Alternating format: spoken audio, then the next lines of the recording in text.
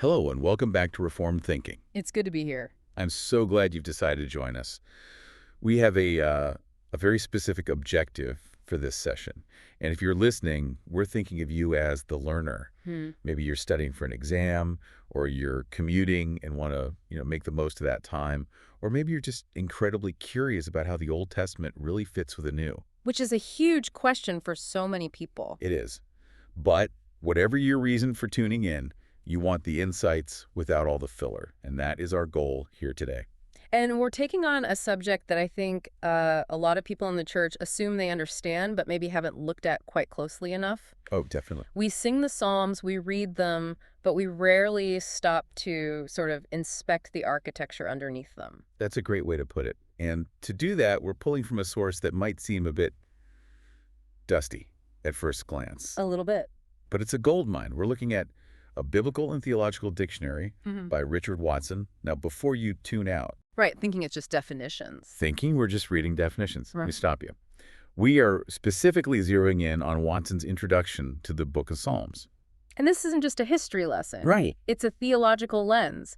He's handing us a key, really, to understanding how Christians are supposed to read Hebrew poetry. He's arguing for a specific hermeneutic, a specific way of interpreting. Yes. How to read the Psalms not as, historical hymns of ancient Israel, but as a Christological text. And that aligns perfectly with where we stand on this show. We adhere to the Reformed tradition, the Westminster Confession. And we're always looking for that unity. Always. Yeah. We're looking at how the Old Testament prefigures the New.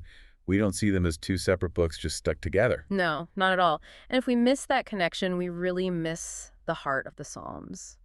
Watson's goal here is to help us see why we, as Christians today, still sing about Zion And bullocks. and the sacrificing bullocks and temples, even though we don't worship in a physical building in Jerusalem anymore. Yeah, we're going to get into that whole double sense of prophecy, which is a fascinating concept. But let's start at the beginning, Okay. or rather, with the authors.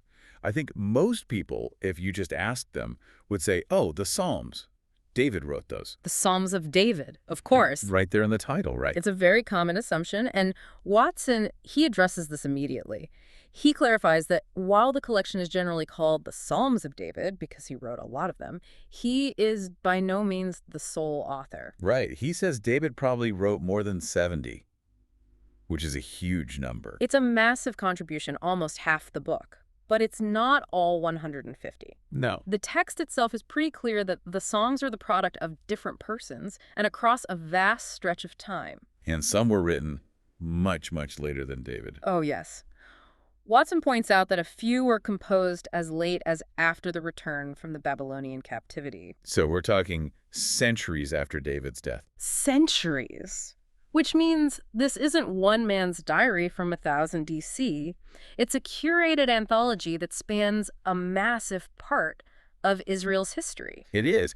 And, this leads to something that honestly surprised me when I was going through the source material again. The titles. Ah, yes. When you open your Bible and it says a Psalm of David right at the top. Watson says those titles are of very questionable authority. He does, and that's a pretty big point for textual criticism. We tend to treat those superscriptions like they're verse 1. As if they're part of the inspired text itself. Right. But Watson argues that in many cases, they might not even denote the writer at all. So what could they mean then? Well, think about the Hebrew preposition. It can mean by David, sure, but it can also mean to David or for David. Or in the style of David. Or that. It could refer to the person appointed to set the hymn to music. It might be a dedication or, an instruction for the choir director. So we have to be careful. We shouldn't build an entire theology on a title that might have just been an administrative note for the temple liturgy. We really shouldn't. If the title says it's about David running from Saul, but the content of the psalm doesn't seem to fit, We shouldn't force it? we should look at the internal evidence of the poem first. The titles are helpful, they're historical markers, but they're not always the final word. And speaking of liturgy and choir directors, that's really where this book comes alive, doesn't it? This wasn't written to be read silently in a study. Not at all. This was the hymnal of Israel. Yeah. And David is really the one who institutionalized this. He introduced the practice of singing sacred hymns in public service. He organized the Levites, the instruments, the choirs. And then Watson notes that Ezra is the one credited with restoring this practice. After the exile. Which makes perfect sense, right? Yeah. The Babylonians destroy the temple, so the music stops. How can we sing the Lord's song in a strange land? But when they come back, Ezra helps rebuild not just the walls and the altar, but the worship. It just shows how central these songs were.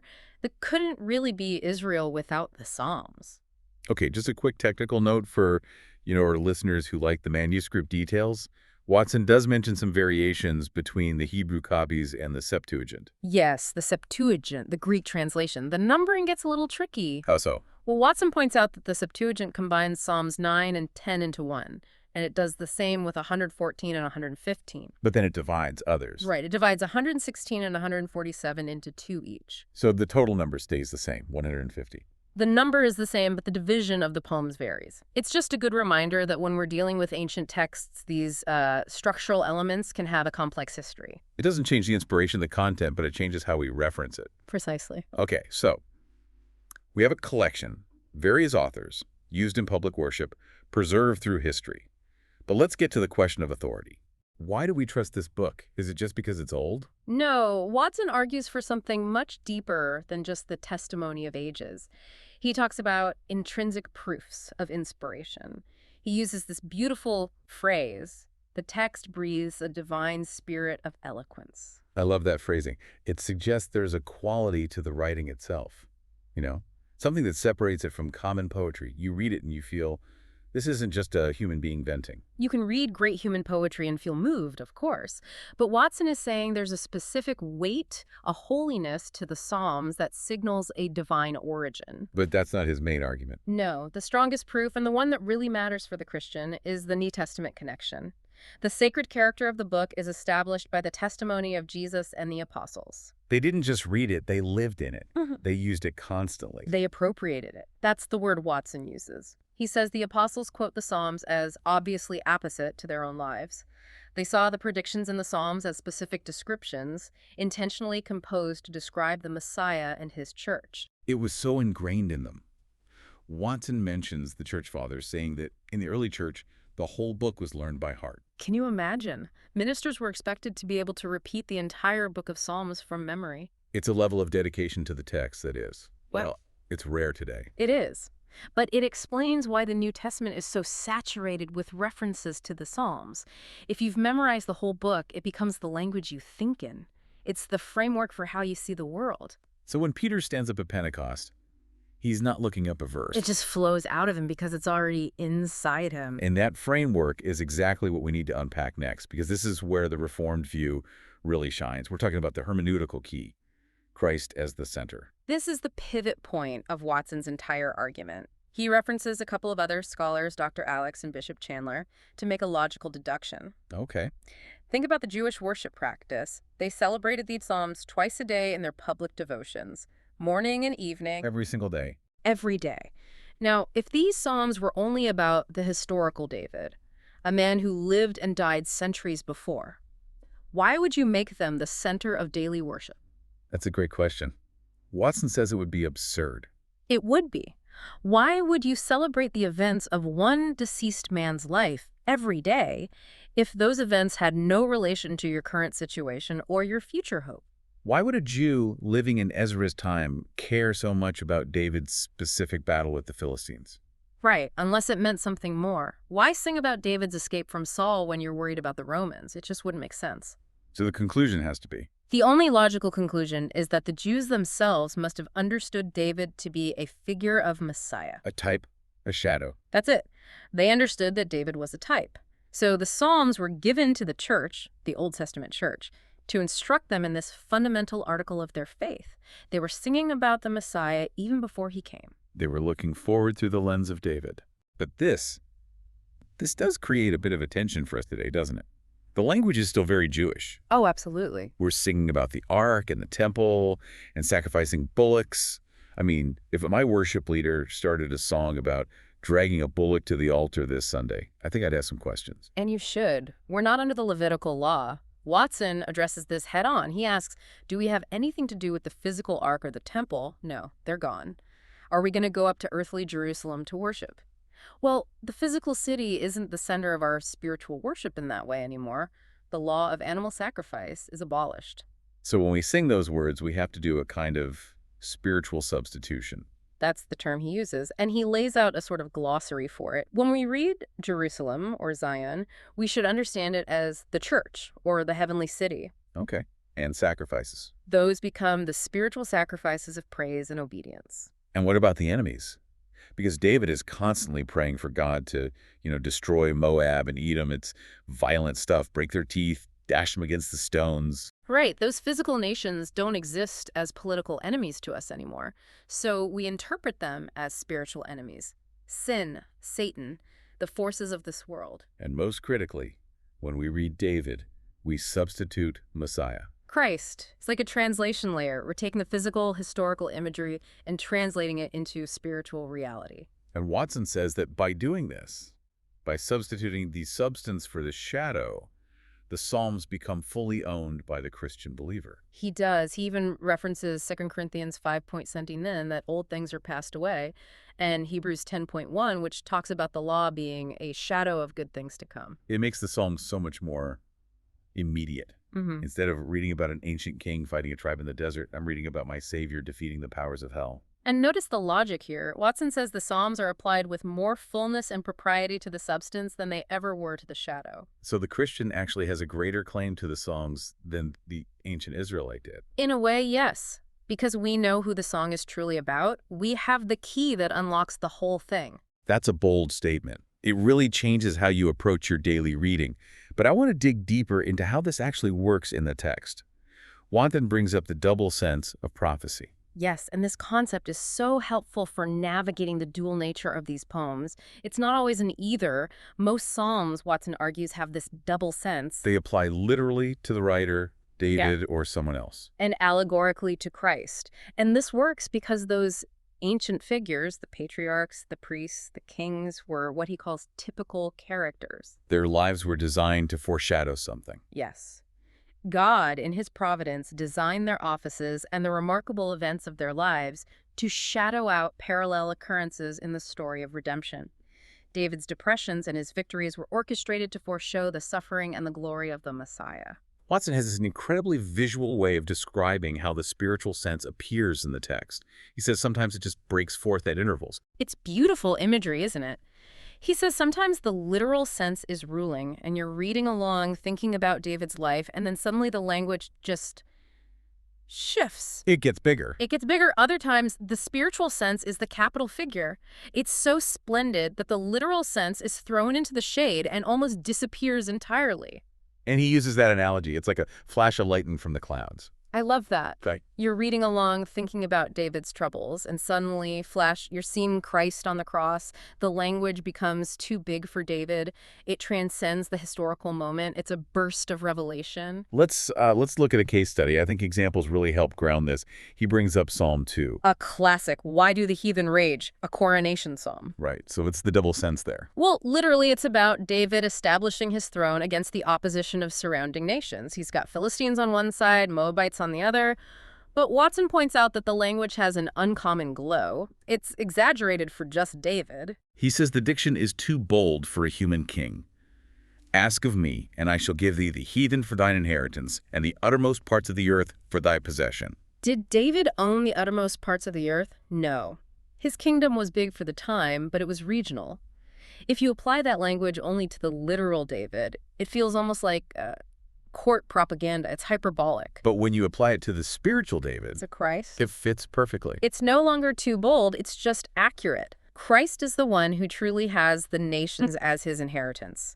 So the two senses run parallel and they illustrate each other? They harmonize. Yes. Watson says the analogy is so exact that either could almost pass for the original, but the spiritual sense is the one that fills the container completely without overflowing. And then he contrasts that with Psalm 72. Right. Psalm 2 is about war, establishing a throne. Okay. Psalm 72 is what Watson calls the inauguration of Solomon. The literal subject is Solomon, David's son. And the allegorical. The reign of Messiah. But notice the shift in tone. Psalm 72 isn't about war. It paints this picture of peace and prosperity. It uses all these images from creation and nature. It does. It talks about rain falling on mown grass, about grain being abundant on the mountaintops. It shows how the parabolical style of Hebrew poetry is perfectly adapted for this. The natural images, sun, moon, rain, can apply to Solomon's peaceful reign, sure, but they apply even more significantly to the spiritual abundance of Christ's kingdom. So the rain is the Spirit. And the grain is the word. It's just a masterpiece of literature, the way it weaves those two layers together. It is. And this brings us to the insights from Bishop Horsley, whom Watson quotes quite a bit. Horsley takes a very strong stance on this. He doesn't see David as just a poet expressing his feelings. No, he doesn't mince words at all. He goes right back to David's own authority. David himself said, "The Spirit of Jehovah spake by me." That's the anchor for the whole argument. It is. Horsley argues that David wasn't just, venting personal frustration in a diary. The Spirit enabled him to describe his sufferings and his escapes in a way that actually matched the Messiah's future experience more than it matched David's own past reality. And Horsley says that misapplying the Psalms only to the literal David does more mischief than almost any other misinterpretation. That is a heavy warning. It is. It's a strong warning because if you do that, you strip the Psalms of their real power. If Psalm 22, my God, why have you forsaken me? If that's just about David having a bad day. It's tragic, but it's just human suffering. Right. But if it's the Spirit of Jehovah describing the crucifixion of Christ through David's mouth, then it's salvation. It turns the text from a complaint into a prophecy. And this gets into the nature of Hebrew poetry itself. Watson and Horsley classify the different styles. We have odes, elegiac poems, ethic, and enigmatic, riddles. But the one I find most useful, the one modern readers often miss, is the dramatic ode. The idea that the Psalms are dialogues. Yes. This changes everything about how you read them. We tend to read it straight through as if one person is talking the whole time. But the speakers change. Speakers change constantly. Sometimes it's the psalmist, sometimes it's a chorus of priests, sometimes it's Jehovah speaking, and very often it's Christ. And Christ is personated in different states, right? Correct. You hear Christ in his incarnate state, suffering. You hear him as a priest, interceding. You hear him as a king, ruling. You hear him before the resurrection and after it. If you don't realize the speaker has shifted, you'll get completely lost. So you have to constantly ask, who is saying this line? You do. It makes reading the Psalms an active engagement. It's like reading a script for a play, but the character names aren't written in the margin. You have to figure them out. It effectively turns the Psalms into a divine script where the persons of the Trinity and the Church are all interacting. It is a conversation we are privileged to overhear and even participate in. And one of the most striking characters in that script is the conqueror. This is our last major section, and it's one of the most exciting connections Watson makes. This is what he calls the conqueror connection. Watson and Horsley discuss the Psalms where Christ is introduced specifically as a warrior. And they draw a direct line from there to the book of Revelation. A direct line to the warrior on the white horse. The very same one. The same one. In Revelation 19, you see a warrior with a crown and a bow, conquering and to conquer. Watson says we find this exact same figure in the Psalms, specifically in Psalm 45. So the imagery is identical. The crown, the bow, the conquest. Gird thy sword upon thy thigh, O most mighty. And the sequence of events is identical. This is the part that really solidifies it. In both Psalm 45 and in Revelation, the conquest is immediately followed by a marriage. The marriage of the Lamb. The marriage supper of the Lamb. In Revelation, the rider conquers the beast, and then we have the marriage. In Psalm 45, the king defeats his enemies with sharp arrows, and immediately the psalm transitions to the queen in gold of Ophir, the marriage of the king to his bride. So the similarities prove that the mystical conqueror is the same person in both testaments. It ties the whole Bible together. The king who conquers in the Psalms is the king who returns in Revelation. It validates that idea we started with, that the Bible is a unified story. It's not just a collection of disjointed books. No, it's one author telling one story. The Spirit who spoke through David is the same Spirit who revealed the Apocalypse to John. Okay, so let's synthesize all of this. We've covered a lot of ground here, from authorship and liturgy to the double sense and these dramatic dialogues. What's the big takeaway? I think the main takeaway is that the Psalms are not just ancient Jewish hymns. They are a complex, divinely structured dialogue about the Messiah. They are, in a very real sense, the prayer book of Christ himself given to the church. And reading them with this Christological lens, it changes them. It changes everything. They stop being historical artifacts locked in the past. They become living spiritual worship for today. When we sing them, we're singing with the church of all ages, and we're singing about the realities of our own redemption. It makes you want to go back and just reread the whole book right now. But before we go, I want to leave our listeners with one final thought. Okay. We talked about the double sense, how David's literal life was a shadow of the spiritual reality of Christ, his struggles, his wars, his victories. Yeah. They all pointed to something bigger. Yes. Well, if that's true for David, what does that suggest about our life? That's a challenging thought. Are current struggles just literal? Is that bad day at work or that season of suffering you're going through? Is it just a random event? Or could it be that our lives are also, in some way, shadows pointing toward a greater spiritual reality we haven't fully grasped yet? If we are in Christ, then our lives are part of that same story. It gives a weight and a dignity to our suffering and our rejoicing that nothing else really can. Something to chew on as you go about your week. Yeah. This has been Reformed Thinking. Thank you for diving deep with us today. It has been a pleasure. Keep reading and keep thinking. We'll see you next time.